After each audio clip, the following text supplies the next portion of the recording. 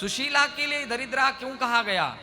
तो पूज्यपाद शंकराचार्य जी महाराज ने विवेक चूड़ामणि में दरिद्रता के लक्षण को बतलाया। कोवा दरिद्रो ही विशाल तृष्णा, अर्थात जिसके जीवन में तृष्णाएं हैं, इच्छाएं हैं, वो दरिद्र है। जिनकी कामनाएं शांत न हो वो दरिद्र है, और जो निष्काम है वो इस संसार का सबसे बड़ा धनवान है। मानो एक संकेत दिया है, क्योंकि गृहस्थ का जो धर्म है, जीवन यापन की जो प्रक्रिया है, उसमें बहुत से कर्तव्य, दायित्व और बहुत सी जगह उपेक्षा का भाव भी नहीं रखा जा सकता है।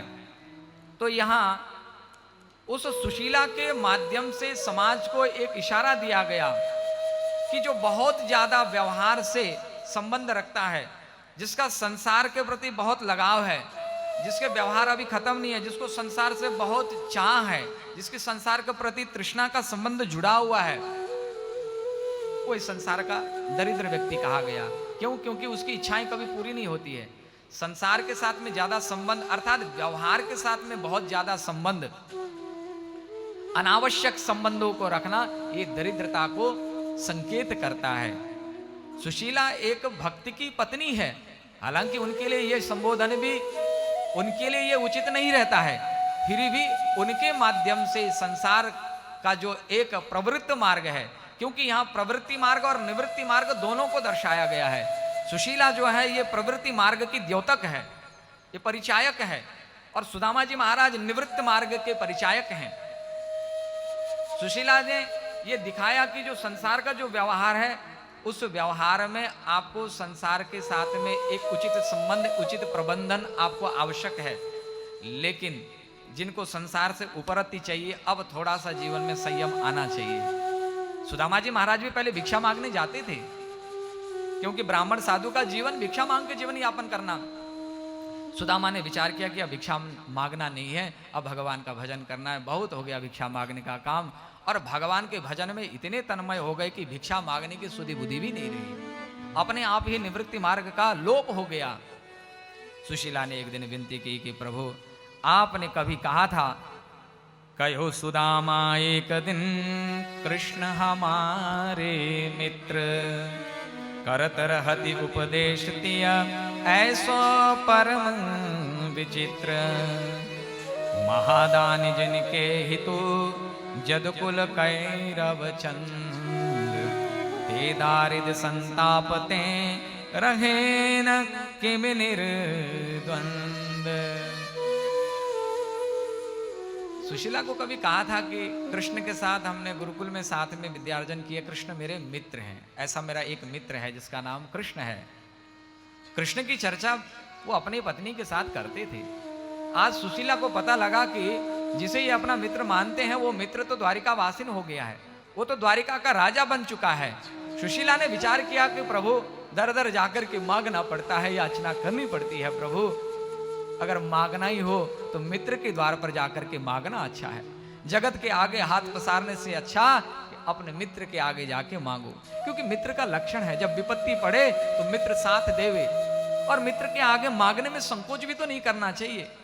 मित्रता एक ऐसा संबंध है, वो माता पिता भाई बंधु से भी बढ़कर के है। प्रभु, आप जाते क्यों नहीं हो? आप एक बार जाओ ना, आप द्वारिका जाओ। मैंने तो ऐसा सुना हो कि वो अब राजा बन गए हैं।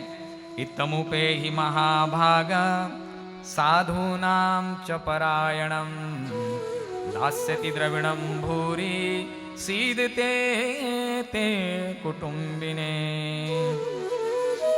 प्रभु, आप एक बार जाइए, हमारे कुटुंब का भरण पोषण हो जाएगा। प्रभु, हमारे जीवन में जो विपत्ति आई है, ये विपत्ति टल जाएगी। सुदामा जी महाराज कहते हैं, मैं दुनिया को शिक्षा देता हूं कि किसी के आगे हाथ नहीं पसारना चाहिए, मांगना नहीं चाहिए। भगवान का भजन भी करो तो भगवान से कुछ मांगो नहीं। और तू शिक्षक हो सिगरे जम को तिय, ताको कहा अब देती हो शिक्षा, जे तप के परलोक सिधारत, संपत्ति की तिनके नहीं इच्छा। जिनको परलोकी की कामना है, उनको संसार के वैभव की आवश्यकता नहीं रखनी चाहिए, और मुझे तो संसार का वैभव चाहिए ही नहीं। मैं तो कृष्ण से प्रेम करता हूं, और जिससे प्रेम किया जाता है ना, हे देवी, प्रेम के कुछ उसूल होते हैं, कुछ नियम धर्म भी होते हैं। क्या नियम धर्म होते हैं? कि प्रेम जिससे किया जाता है उसके आगे हाथ कभी ना पसारे, क्योंकि उसके आगे हाथ पसारते ही कुछ चीजें लोप हो जाती हैं। क्या?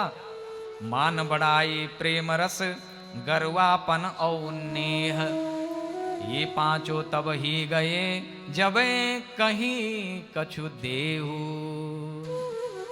जब हम किसी के आगे हाथ पसारते हैं कि लाला जी ये वस्तु दे दो, सरकार ये वस्तु दे दो, हे भगवान हमें ये वस्तु दे दो, तो किसी के आगे हाथ पसारने से मान सम्मान चला जाता है। पहला आपका हमारा चला जाता है सम्मान। जब तक नहीं मांगते हैं इज्जत बनी रहती है, मांगते ही सम्मान चला जाता है। इसलिए हमारे यहाँ का तो रिवाज है ना, बेटी देने के बाद में बेटी के घर का पानी भी न पिया जाए, अर्थात पानी पीने मात्र से भी सम्मान चला जाता है। ज़्यादा अपने संबंधों में आना जाना नहीं करना चाहिए, क्योंकि ज़्यादा जाना आना करने से कहीं ना कहीं मांगने की भावना आ जाएगी, और जिस दिन मांगने की भावना आ गई, जब तक दे रहे हो तब तक तो संबंध अच्छे हैं, जिस दिन आप हमने मांगना शुरू कर दिया संबंध वहीं से बिगड़ने प्रारंभ हो जाते हैं। मान बढ़ाई, सम्मान खत्म हो जाता है, प्रेम खत्म हो जाता है, अपनी जो महानता है, गरुआपन है, वो गरुआपन खत्म हो जाता है, स्नेह खत्म हो जाता है, सब कुछ तो नष्ट हो गया। असल धन तो यही है।